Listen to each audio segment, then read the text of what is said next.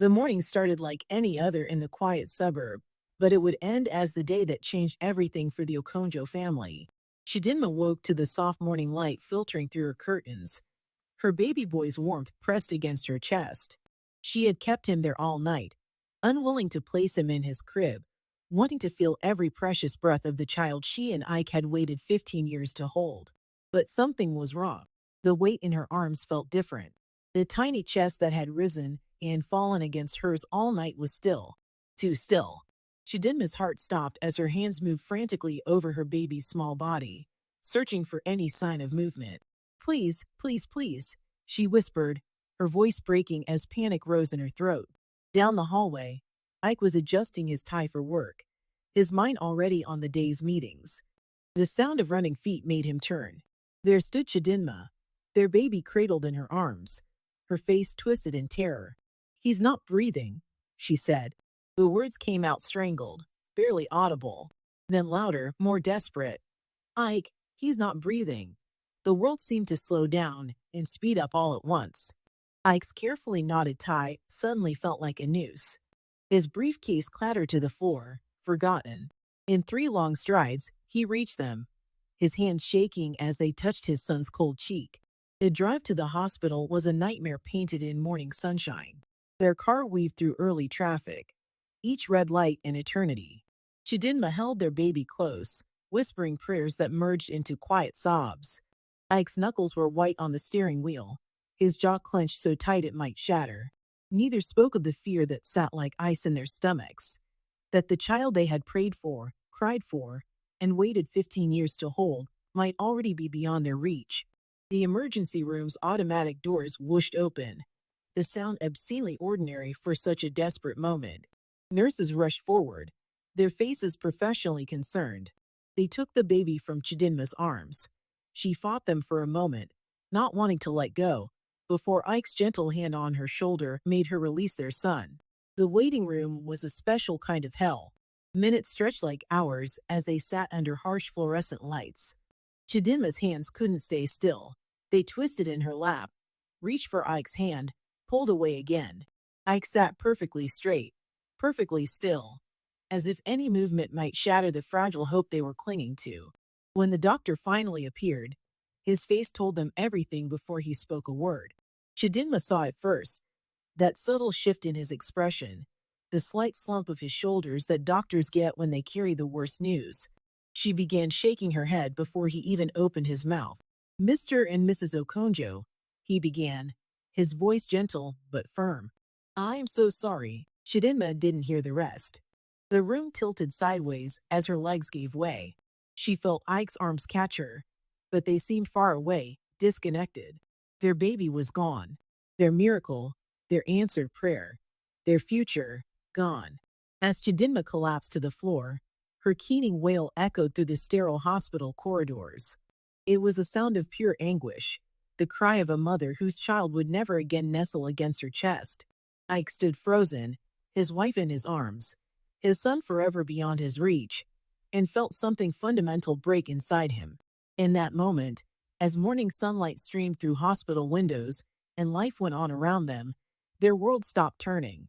The future they had dreamed of, planned for, and finally held in their arms had slipped away like morning mist. And in the hollow space it left behind, darker things began to take root. Guilt, blame, and a grief so deep it would threaten to tear them apart. The days after the funeral passed in a fog of silence. The Okonjo home, once filled with dreams of baby laughter, now echoed with unspoken blame. Chidinma spent her days in the nursery, sitting in the rocking chair meant for late-night feedings, replaying that final night over and over in her mind. She shouldn't have kept the baby in bed with her. She should have used the crib. She should have watched more carefully, loved less desperately. Ike threw himself into his work, leaving earlier each morning and returning later each night. The sight of his wife in their son's room made his chest tighten with a mixture of grief and anger he couldn't control. He took longer routes home, driving aimlessly through the city streets, trying to outrun the thoughts that plagued him. Why hadn't he checked on them during the night?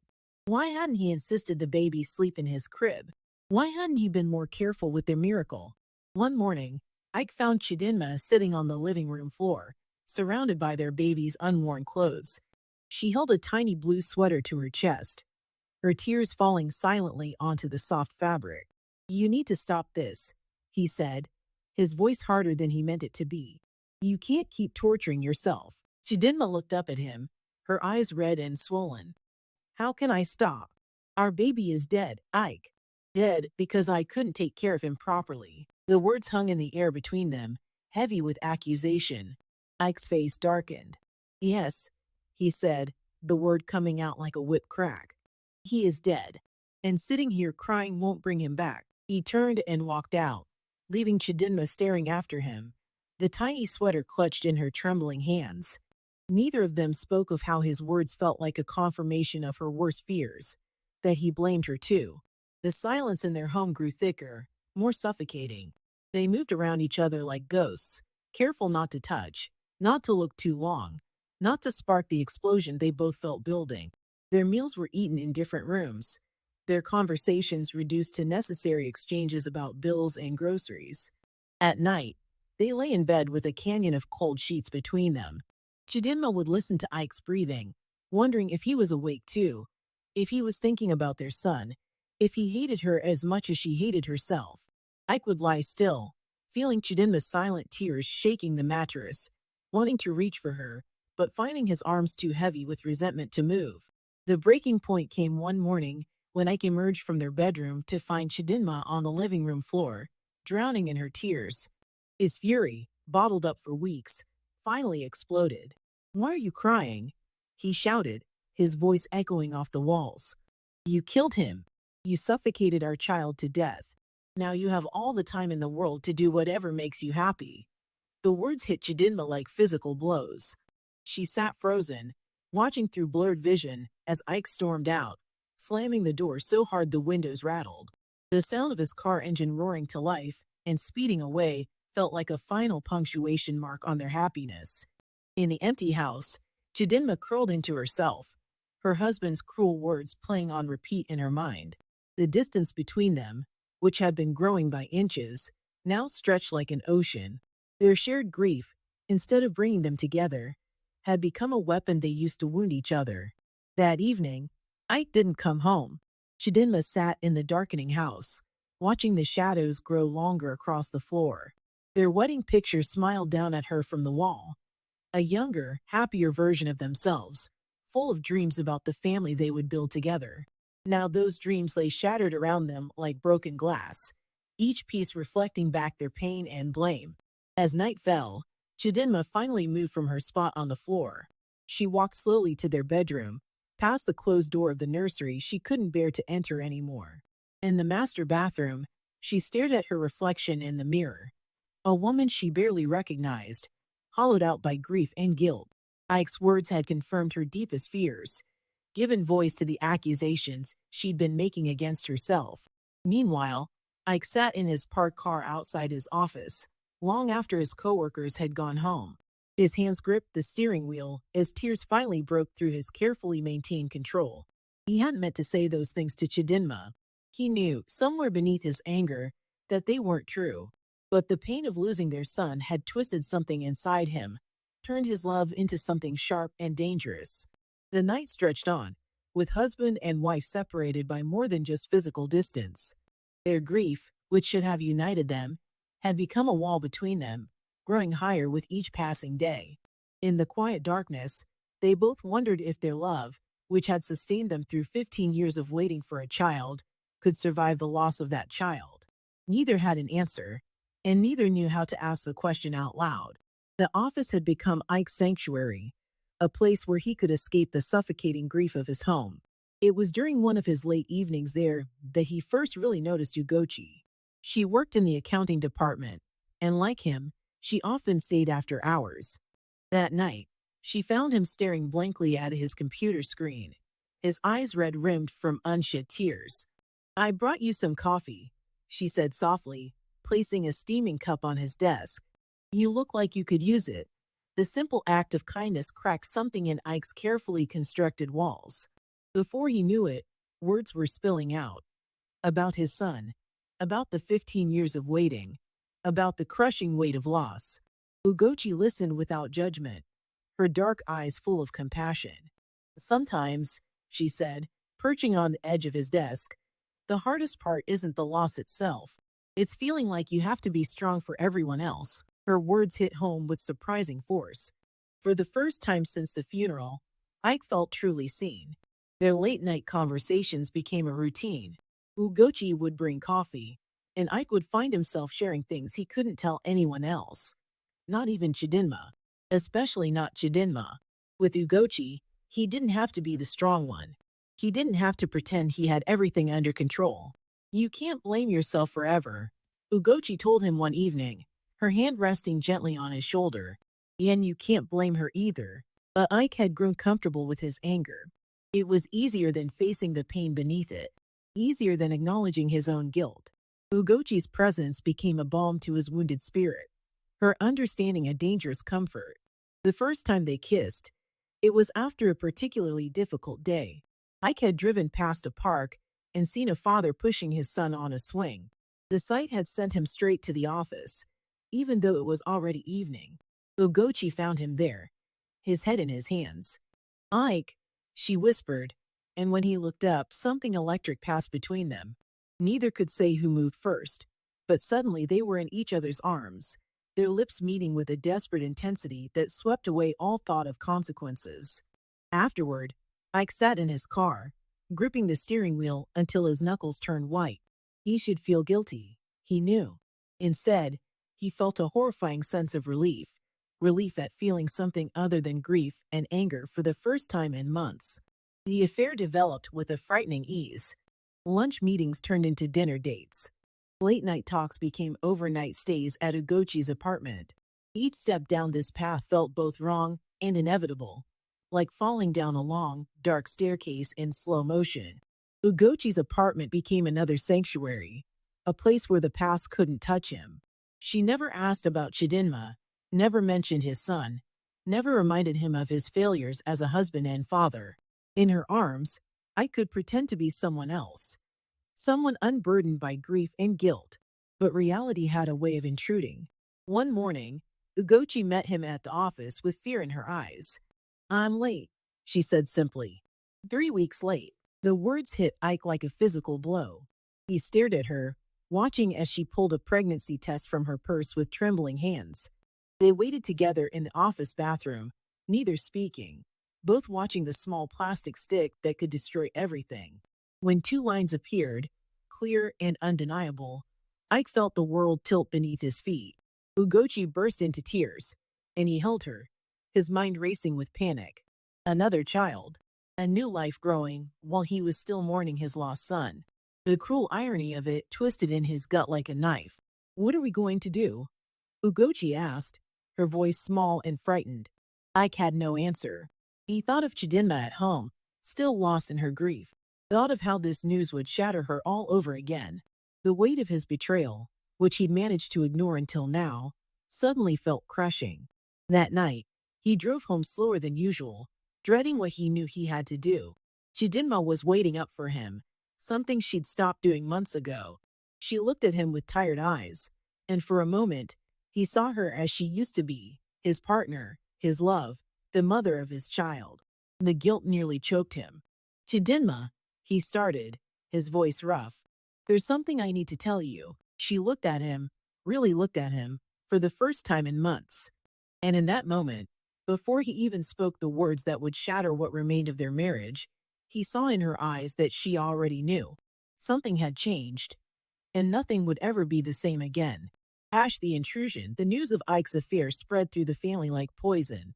But it was his mother's reaction that shocked everyone the most. Mama Ike arrived at their home one sunny morning, her face set with determination rather than the anger or disappointment Chidinma had expected. "Where is she?" Mama Ike demanded. "Where is this Ugochi?"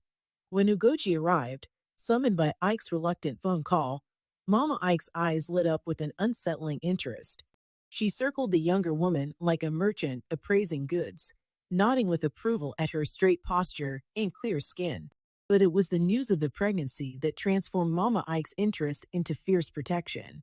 "She will stay here," Mama Ike announced, her tone leaving no room for argument. My grandchild must be properly cared for. Chidinma stood in the corner of her own living room, watching her world tilt sideways. Mama, please, she whispered.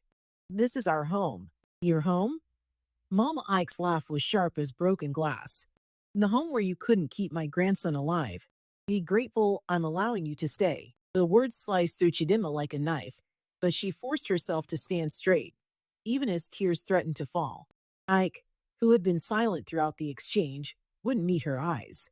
Within days, Ugochi moved in, bringing with her bright clothes and loud laughter that seemed to mock the grief still lingering in the house corners. She took over the guest room next to the nursery, and soon her presence spread through the house like an invasive vine, choking out everything that had come before. One morning, Chidinma woke to strange sounds from the nursery. She found Ugochi and Mama Ike emptying the room, piling her baby's things into boxes. What are you doing? Chidinma's voice cracked. Those are my baby's things, or your baby's things. Ugochi corrected, her voice honey-sweet with cruelty. I need this room now, for a baby that will actually live. Chidinma watched, paralyzed, as they carried box after box to the backyard. The smell of burning reached her before she understood what was happening. From the kitchen window, she saw the bonfire consuming her son's clothes, his toys, the blanket she had spent months knitting while dreaming of holding him. You can't just burn. She started to protest, but Mama Ike cut her off. It's for the best, she said firmly. We can't have these old things bringing bad luck to the new baby. Every day brought new small cruelties. Ugochi rearranged the living room, claiming the house needed a mother's touch. She took down Chidinma's wedding photos, replaced them with bright abstract art that Mama Ike praised as modern and sophisticated. Chidinma's favorite armchair, where she had spent countless nights dreaming of her baby, disappeared one day. It was old-fashioned, Ugochi explained with a shrug. This house needs to look proper for when the baby comes. The kitchen, once Chidinma's domain, became Ugochi's territory. She cooked elaborate meals that Mama Ike praised endlessly, while Chidinma picked at her food in silence, each bite tasting of ash and grief.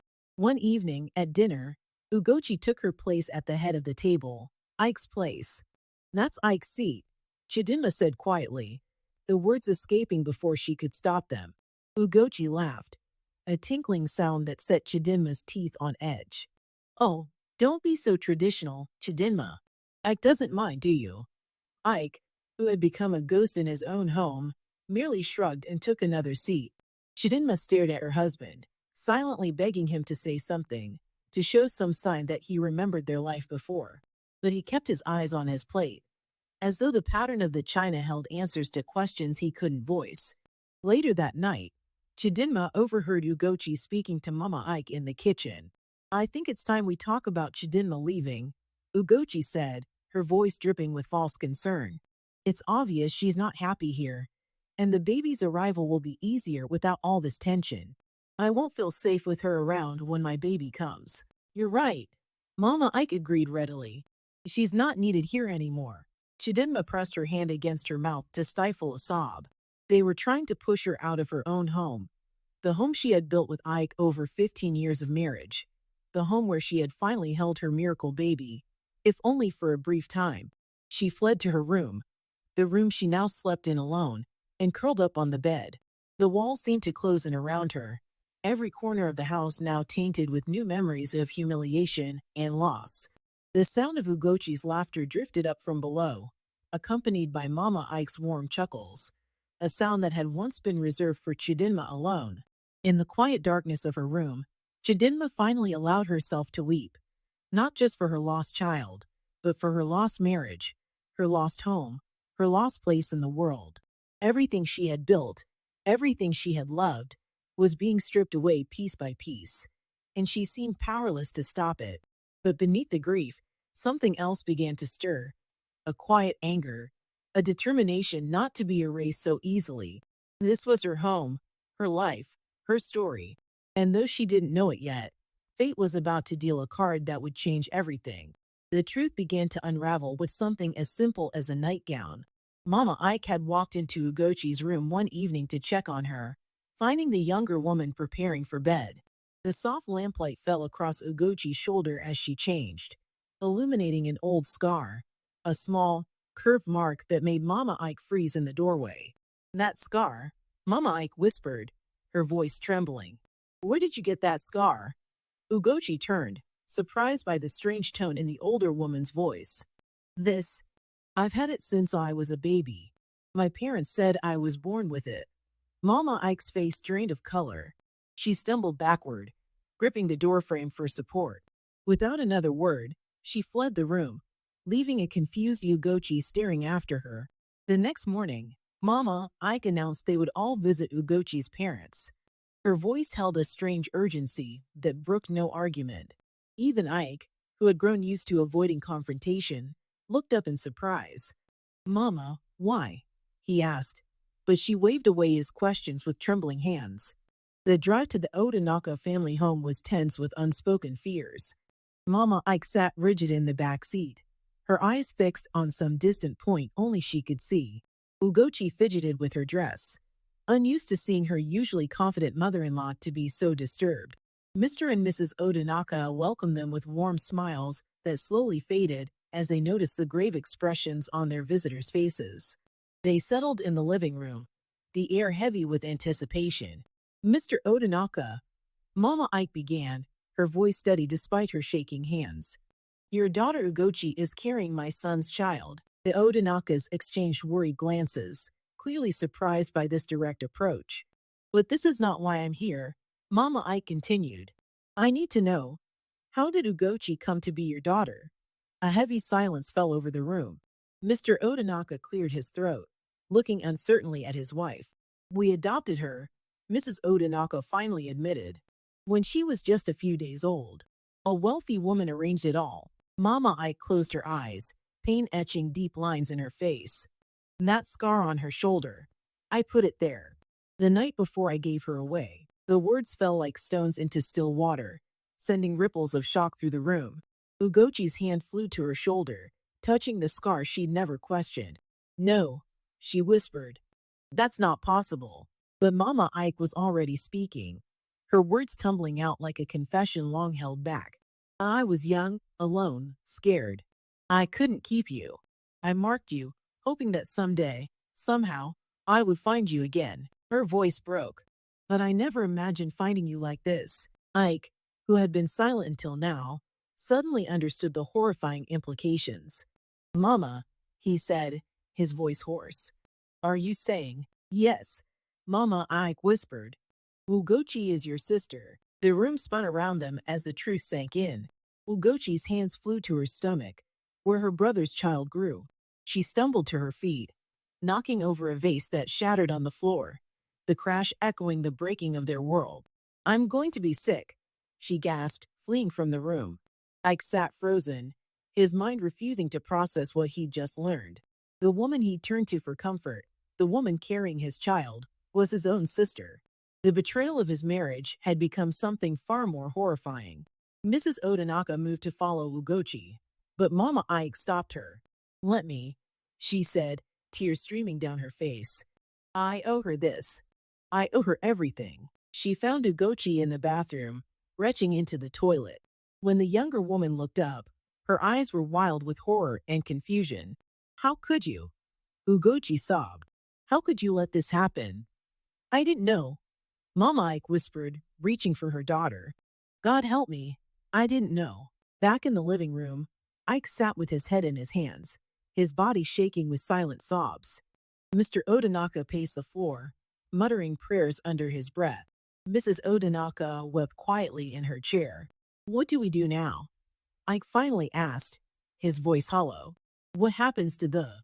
He couldn't bring himself to say the word baby. The question hung in the air, unanswerable in its complexity. The child growing in Ugochi's womb was both a miracle and a tragedy, a new life conceived in a tangle of unknowing sin. When Ugochi and Mama Ike returned to the room, they found everyone lost in their own private horror. Ugochi couldn't look at Ike, couldn't bear to see her lover transformed into her brother in the space of a few devastating words. I need to go home, she said, her voice barely above a whisper. Home? Ike echoed, the word strange in his mouth.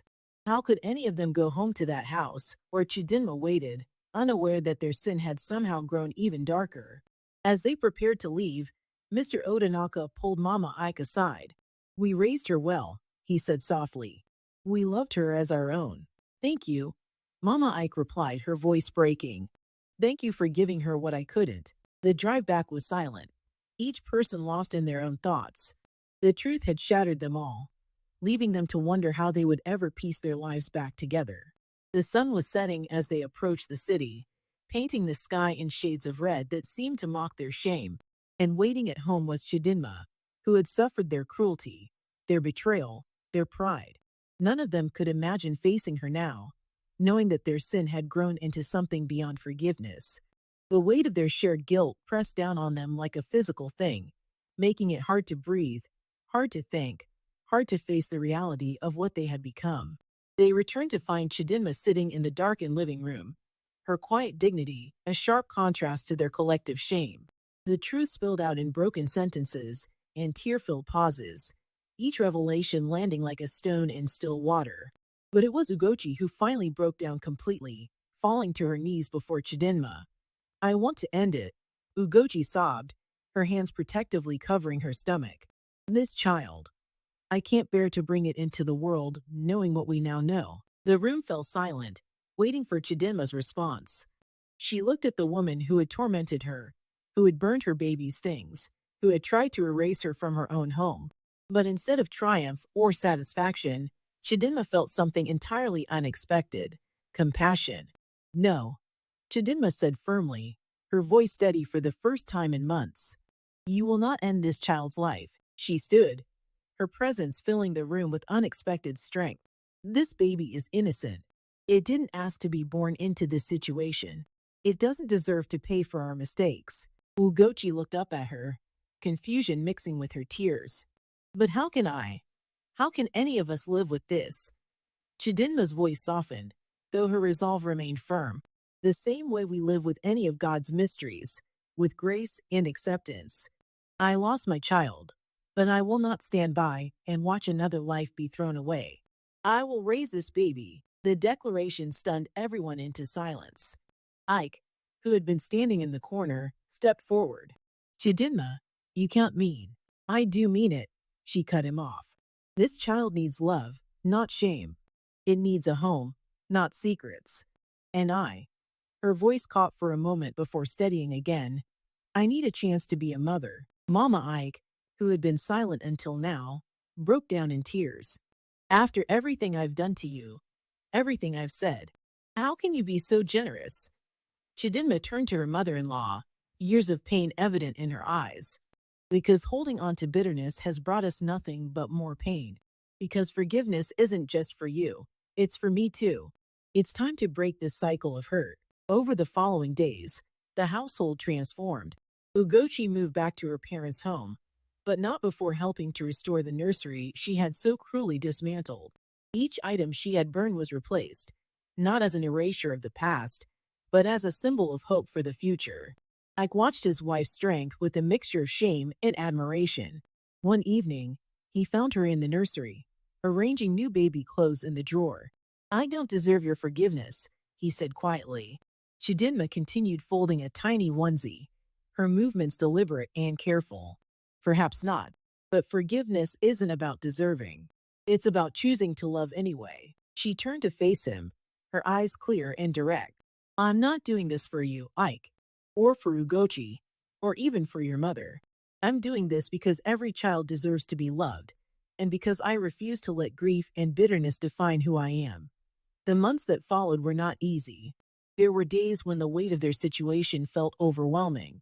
Days when Chidinma questioned her decision, when Ike struggled with his shame, when Ugochi could barely look any of them in the eye. But slowly, like plants pushing through concrete, healing began to take root. Mama Ike threw herself into making amends, not with grand gestures, but with small acts of contrition. She helped Chidinma prepare the nursery, listened when Chidinma needed to talk about the baby she had lost, and most importantly, she learned to be quiet and supportive instead of controlling and judgmental. When Ugochi went into labor, it was Chidinma who held her hand through the contractions. As the baby's first cry filled the hospital room, tears streamed down both women's faces. Tears of joy, of sorrow, of redemption. Chidinma cradled the newborn boy in her arms, marveling at his tiny fingers and peaceful face. He knew nothing of the complicated circumstances of his birth, nothing of the pain and betrayal that had preceded his arrival. He knew only the love that surrounded him now. "He's beautiful," Ugoji whispered from the bed, her voice weak but clear. "And he's lucky. He'll have the best mother anyone could ask for." Chidinma looked down at the baby, then at the woman who had once been her greatest tormentor. "He'll have all of us," she said softly, "in different ways, but all loving him." As she stood there, holding this new life in her arms, Chidinma felt the last pieces of her broken heart beginning to heal. The baby she had lost would always be a part of her, but this child, this innocent soul who needed her love, was a gift she never expected to receive. In that hospital room, surrounded by the complicated web of family they had become, they all understood that redemption sometimes comes in unexpected packages. That forgiveness, while difficult, could pave the way for healing. And that love, in its purest form, could transform even the deepest wounds into sources of strength and grace.